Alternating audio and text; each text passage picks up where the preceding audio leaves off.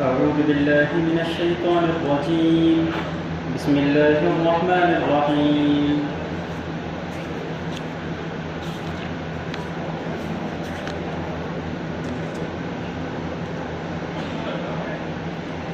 يا أيها الذين آمنوا إن جاءكم فاسق بنبأ فتبينوا أن تصيبوا قوما بجهالة فتصبحوا على ما فعلتم نادمين. صدق اللہ العظیم. سورہ حجرات کی تلاوت چل رہی تھی تو کل جیسا کہ بیان کیا کہ سورہ حجرات کے اندر اللہ تبارک و تعالیٰ نے مسلمانوں کے معاشرتی مسائل کو بیان فرمایا ہے کہ مسلمانوں کو آپس میں زندگی کیسے گزارنی چاہیے. اس کے متعلق کل 2 احکام آئے تھے کہ مسلمانوں کا اللہ کے ساتھ کیا معاملہ ہونا چاہیے، اسی طریقے سے مسلمانوں کا اللہ کے رسول کے ساتھ کیا معاملہ ہونا چاہیے.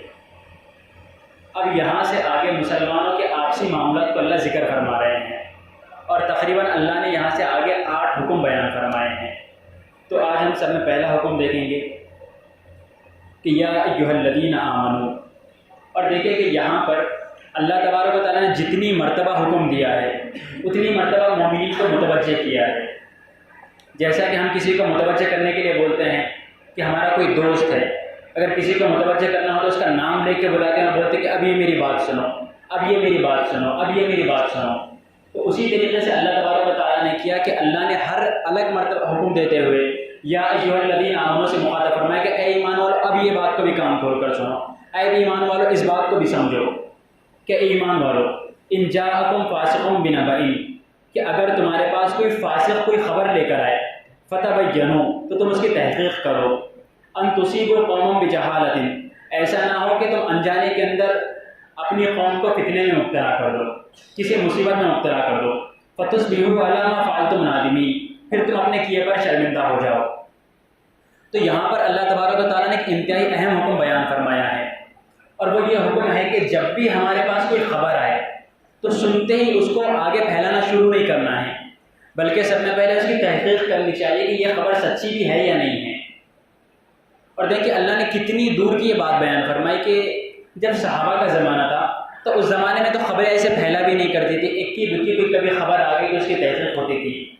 لیکن آج کے زمانے کے اندر کتنا عام ہو گیا ہے کہ واٹس ایپ کے اوپر ہم دیکھتے ہیں کہ کوئی بھی خبر آگے فارورڈ کر دی، کوئی بھی خبر آگے فارورڈ کر دی.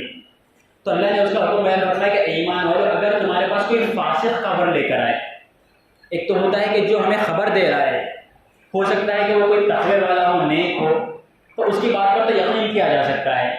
لیکن اگر ہمیں کوئی جھوٹا آدمی خبر پیش کر رہا ہے تو اس کی بات کا یقین نہیں کرنا، پہلے تحقیق کرنی ہے کہ یہ بات سچی بھی ہے یا نہیں ہے. پہلے تحقیق کریں گے، اس کے بعد وہ بات کو آگے پھیلائیں گے. پہلے تحقیق کریں گے، اس کے بعد ہم اس کے اوپر عمل کریں گے. پہلے تحقیق کریں گے، اس کے اعتبار سے بعد میں ہم کام کریں گے. لیکن اب ہوتا کیا ہے کہ اتنے کچے کام کیا ہو گئے ہیں کہ کسی نے کچھ بھی بات مان لی، ہم بات سن لیتے ہیں اور بات ختم ہونے سے پہلے ہمیں غصہ آنا شروع ہو جاتا ہے کہ اس نے یہ بات بولی کیسے. حالانکہ اگر ہم غور کریں تو اکثر باتیں ایسی ہوتی ہی نہیں ہیں کہ انجانے کے اندر آدھی بات سن کے غلط فہمیوں کے اندر ہمارے تقریباً جھگڑے ہوتے ہیں. تو اس بات کو اللہ نے فرمایا کہ جو بھی بات ہے پہلے اس کی تحقیق کر لیا کرو کہ یہ بات سچی ہے بھی یا نہیں ہے. اسی طریقے سے اس کی ایک آج کی زندہ مثال کہ ہم نیوز چینلز کو دیکھتے ہیں کہ وہاں پر جو بھی بات بیان کر دی گئی ہم اس کو یقینی مان لیتے ہیں، حالانکہ پہلے تحقیق کرنی چاہیے کہ یہ حقیقت میں یہ معاملہ ایسا ہے بھی یا نہیں ہے. اس کے بعد بات کو آگے پھیلانا چاہیے کہ اسی کے اندر یہ حکم آ گیا کہ جو ہم واٹس ایپ کے اوپر جو بھی نیوز آ گئی تو ہم فوری فارورڈ کر دیتے ہیں، ہم تحقیق میں نہیں کرتے. اللہ کے رسول صلی اللہ علیہ وسلم کی حدیث ہے کہ آدمی کے جھوٹا ہونے کے لیے یہ بات کافی ہے کہ وہ بات کو سنے اور آگے پھیلانا شروع کر دے. اگر کسی کے بعد کوئی بات آ گئی اور اس نے بنا تحقیق کی وہ بات آگے پھیلا دی تو وہ آدمی جھوٹا ہے.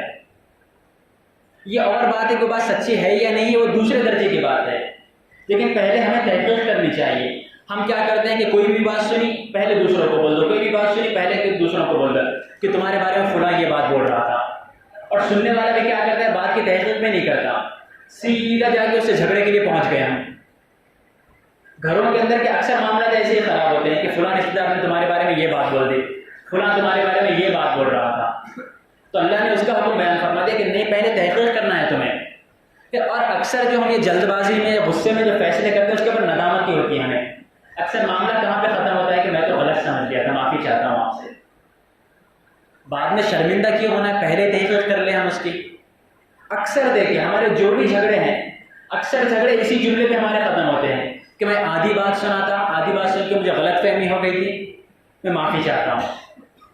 تو بعد میں نادم اور شرمندہ کیوں ہونا ہے، پہلے تحقیق کر لیں ہم اس کی. وَاعْلَمُوا أَنَّ فِيكُمْ رَسُولَ اللَّهِ، اور جان لو کہ تمہارے درمیان میں اللہ کے رسول ہے. اب یہاں پر اللہ تبارک و تعالیٰ یہ بات بیان فرما رہے ہیں کہ اللہ کے رسول ایک انسان تھے، یعنی اللہ کے رسول کسی کے شوہر تھے، اللہ کے رسول کسی کے داماد بھی تھے، اللہ کے رسول کسی کے دوست بھی تھے. لیکن اللہ تبارک و تعالیٰ لوگوں کو یہ بات بیان فرما رہے ہیں کہ ہو سکتا ہے کہ تمہارے شوہر ہو سکتا ہے کہ تمہارے دوست ہو سکتا ہے کہ تمہارے داماد ہو، لیکن تمہیں اس معاملے میں اس بات کا خیال کرنا ہے کہ وہ اللہ کے رسول ہے. ان کا تمہارے ساتھ جو بھی رشتہ ہو، لیکن تمہیں ہمیشہ یہ بات یاد رکھنی ہے کہ وہ اللہ کے رسول، اللہ کے پیغمبر ہے. اس بات کو ہمیشہ یاد رکھنا.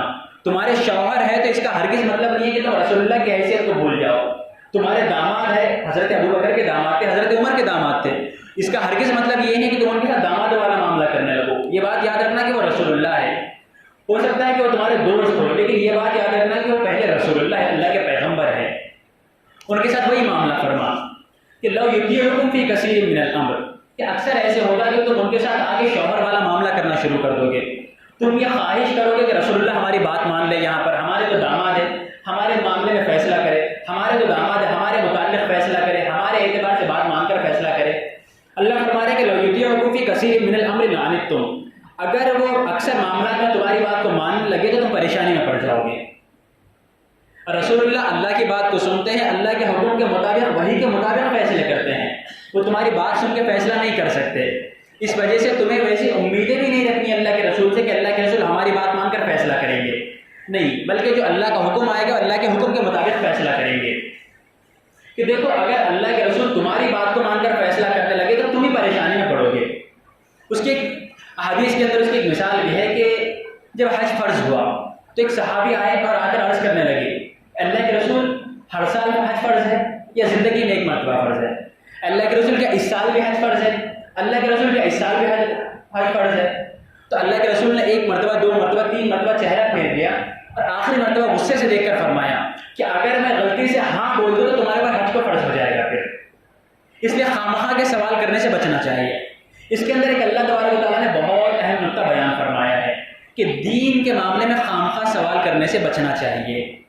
کہ جتنی بات ہمیں پتہ چل گئی کہ دین کا حکم ہے اس کے اوپر عمل کر دینا چاہیے، اس کو فالو کر دینا چاہیے. خامخواہ کے سوال نہیں کرنے چاہیے کہ یہ ایسا کیوں ہے، یہ ایسا کیوں ہے، یہ ایسا کیوں ہے. ہم اکثر کیا کرتے ہیں کہ دین کا کوئی بھی معاملہ سنتے ہیں تو اس کی وجہ تلاش کرنے لگ جاتے ہیں کہ اللہ نے 5 نمازوں کا حکم دیا تو 5 نمازوں کا کیوں حکم دیا.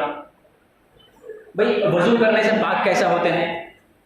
حج کرنا کیا ضروری ہے؟ کیا زکوٰۃ دینا کیا ضروری ہے؟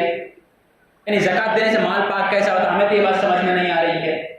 ایسے سوال کر کے ہم اپنے آپ کو پریشانی میں ڈالتے ہیں. تو کرنا کیا ہے کہ ہم نے دیکھیں ہمارا اسلام کیا ہے، ایمان کیا ہے. ایمان کا مطلب ہے غیب پہ ایمان لانا. جب ہم نے اس بات کے اوپر ایمان لا لیا کہ اللہ ہمارا رب ہے، جب ہم نے اس بات کے اوپر ایمان لا لیا کہ محمد رسول اللہ اللہ کے پیغمبر ہے، جب ہم نے اس بات کے اوپر ایمان لا لیا کہ یہ کتاب اللہ کی کتاب ہے، اب یہ سوال کیا آئے گا کہ میری عقل میں یہ بات نہیں آ رہی ہے، مجھے اس کی وجہ سمجھ میں نہیں آ رہی ہے، مجھے اس کا لاجک سمجھ میں نہیں آ رہا ہے. دیکھیے اگر لاجک سمجھنے کی اگر کسی کو اجازت ہوتی تو سب میں زیادہ حضرت ابراہیم کو اجازت تھی. وہ کیسے؟ کہ حضرت ابراہیم کا واقعہ تمام جانتے ہیں کہ اللہ تبارک و تعالیٰ نے حضرت ابراہیم کو اولاد دی تو 80 سال کی عمر میں اولاد دی. کیا ہم تصور کر سکتے ہیں کہ 80 سال میں کسی کو اولاد ملے تو کتنا خوش ہوگا وہ، اس کی بچوں سے کیا محبت ہوگی. لیکن حضرت ابراہیم جب دودھ پیتے تھے، چھوٹے سے تھے، اسی وقت میں اللہ نے کیا حکم دے دیا کہ اپنے بیوی اور بچے کو لے جا کر کہاں پہ چھوڑ دو؟ کعبے کے پاس، جہاں پہ کوئی بستی نہیں، کوئی آبادی نہیں، کوئی درخت نہیں، پانی کا خطرہ نہیں، وہاں پر لے جا کر چھوڑ دو. تو وہاں پہ حضرت ابراہیم کو سوچنے کی اجازت تھی یا نہیں تھی کہ اللہ یہ کیسا حکم دے دیا آپ نے؟ حضرت ابراہیم چاہے تو وہاں پہ لاجک پوچھ سکتے تھے نا کہ اللہ اس کی کیا لاجک ہے، اس کی کیا حکمت ہے. لیکن حضرت ابراہیم نے کیا کیا؟ آمنا صدقنا، اللہ آپ کا حکم سلام کے اوپر، لیکن وہاں پر لے جا کے بچوں کو چھوڑ دیا، پلٹ کر بھی نہیں دیکھا، کہ وہ جانتے تھے کہ اگر میں پلٹ کر دیکھوں گا تو اپنے بچے کو روتے ہوئے دیکھوں گا، اپنی بیوی کو سوال کرتے ہوئے دیکھوں گا، میرا دل نکل جائے گا۔ یہ ہے ایمان، یہ ہے اصل ایمان۔ ہمارے سامنے اللہ کا کوئی حکم آ گیا، ہم نے مان لیا، بات ختم ہو گیا، اب کوئی تیسرا سوال نہیں آئے گا کہ ایسا کیوں ہے، ہماری عقل اس کو نہیں مانتی۔ ٹھیک ہے، حضرت ابراہیم نے وہاں پر بچوں کو چھوڑ دیا، بچوں کو چھوڑ کر جب آ گئے تو وہاں سے آنے کے بعد جب حضرت اسماعیل علیہ السلام جب تھوڑے سے بڑے ہو گئے، جب چلنے پھرنے کے قابل ہو گئے، دیکھیے کہ بڑھاپے میں انسان کا سہارا کیا ہوتا ہے، اس کی اولاد اور اس کی نوجوان اولاد، کہ وہ ساری زندگی اپنی اولاد کو پال پوس کے بڑا کرتا ہے اس امید میں کہ اب میں بڑا ہوں، اب میری اولاد بڑی ہوگی، اب یہ میرے کام کرے گی، اب میری ہر چیز کا یہ خیال رکھے گی۔ حضرت ابراہیم کی ایک ہی اولاد ہے، حضرت اسماعیل، اب وہ بڑے ہو گئے ہیں، نوجوانی کو پہنچ گئے ہیں، اور سارا بچپن وہ جدا رہے۔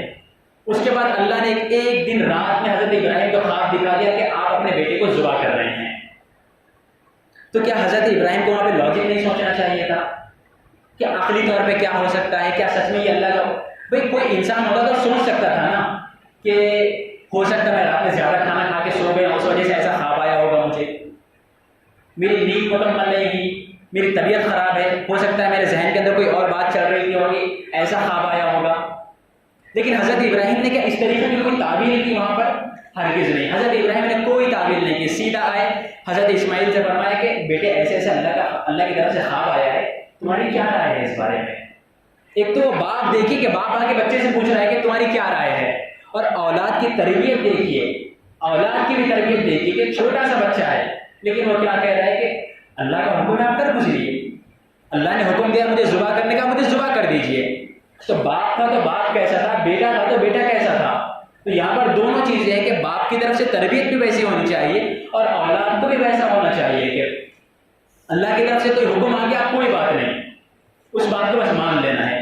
تو میں یہ بات بتا رہا تھا کہ اگر لاجک سوچنے کی بات ہوگی تو سب میں زیادہ حق حضرت ابراہیم کو تھا کہ وہ لاجک سوچتے، لیکن انہوں نے لاجک نہیں سوچا، انہوں نے بس مان لیا، چاہے عقل میں بات آئے نہ آئے، بات کو مان لینا ہے، فالتو کے سوال نہیں کرنے کہ یہ ایسا کیوں ہے، یہ ایسا کیوں ہے، اسلام زیادتی کر رہا ہے یہ بول کر، غریبوں پہ خرچ کیوں کرنا ہے، زکوٰۃ کیوں نکالنی ہے، اس کے اندر تو مال کا نقصان ہوتا ہوا نظر آ رہا ہے، پیسے کیوں خرچ کرنے ہیں، ایسی بات نہیں ہوتی ہے۔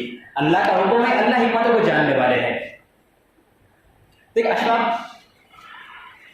رحمۃ اللہ علیہ بھی بات کہتے تھے کہ انسان کی مثال ایک چونٹی کی طرح ہے، کہ ایک سمندر کے کنارے پہ چونٹی کو رکھ دیا جائے تو کیا وہ چونٹی سمندر کے کنارے کو دیکھ سکتی ہے؟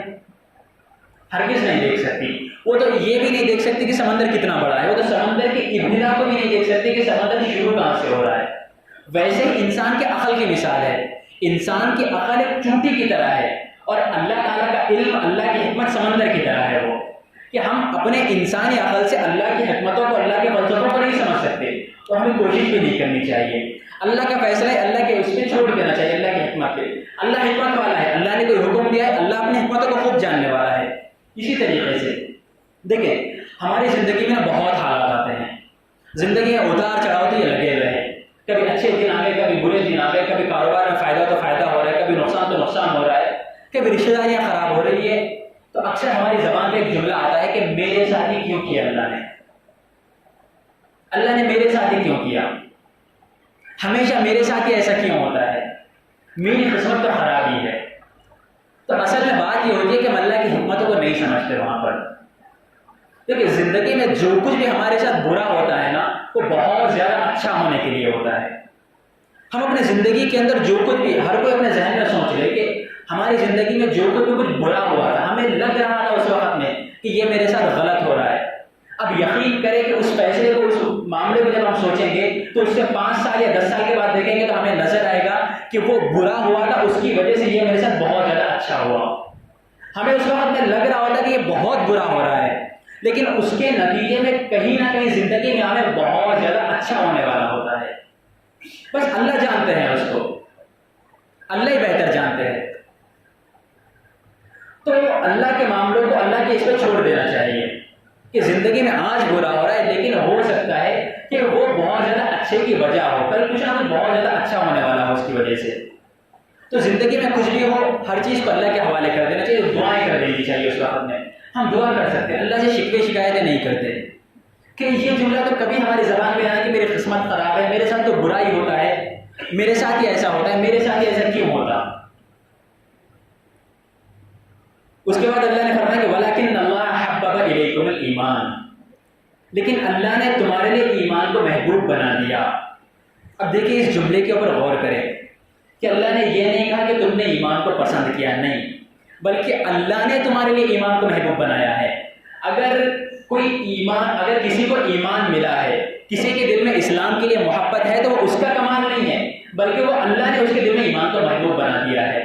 اللہ چاہے تو اس کے دل میں ایمان کو محفوظ بنا سکتا تھا، کوئی کافر پیدا کر سکتا تھا جو بتوں کی عبادتیں کرتا، لیکن اگر کسی کے دل میں ایمان ہے تو وہ اس کا کمال نہیں ہے، بلکہ وہ اللہ کا کمال ہے کہ اللہ نے اس کے لیے ایمان کو محبوب بنایا.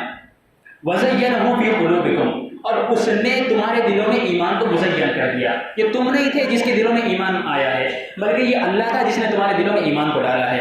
وَكَرَّهَ إِلَيْكُمُ الْكُفْرَ وَالْفُسُوقَ وَالْعِصْيَانَ، اور اللہ ہی ہے جس نے تمہارے لیے کفر، فسوق اور نافرمانی کو ناپسندیدہ کیا. اگر کسی کو لگتا ہے کہ میں گناہوں کو برا سمجھ رہا ہوں تو ویسی بات نہیں ہے، بلکہ اللہ نے اس کے دل میں گناہوں کو برا بنا دیا ہے. اولئک هم الراشدون، اور یہی لوگ کامیاب ہے. فضلا من اللہ ونعما، اور یہ ساری چیزیں اللہ جتنی باتیں تمہیں بتا رہے ہیں اللہ کی طرف سے فضل ہے اور اس کی نعمت ہے. واللہ علیم حکیم، اللہ ہر چیز کا جاننے والا اور بڑا حکمت والا ہے. اللہ کن چیزوں کو جانتا ہے تم نہیں جانتے. تمہیں لگ رہا ہے کہ زندگی میں برا ہو رہا ہے، لیکن اللہ حقیقت کو جاننے والا ہے، اور اللہ حکمت کو بھی جاننے والا ہے. تم حکمتوں کو نہیں جانتے ہو، اور اللہ حقیقت حکمتوں کو اللہ جاننے والا ہے. جب ہمارا علم کم ہے، جب ہمارے پاس حکمت نہیں ہے، تو ان معاملات کو اللہ کے حوالے چھوڑ دینا چاہیے اور زندگی میں صبر کرنا چاہیے اور شکر کے ساتھ زندگی گزارنی چاہیے. اللہ تبارک و تعالی عمل کی توفیق عطا فرمائے. آمین. وآخر دعوانا الحمد للہ رب العالمین.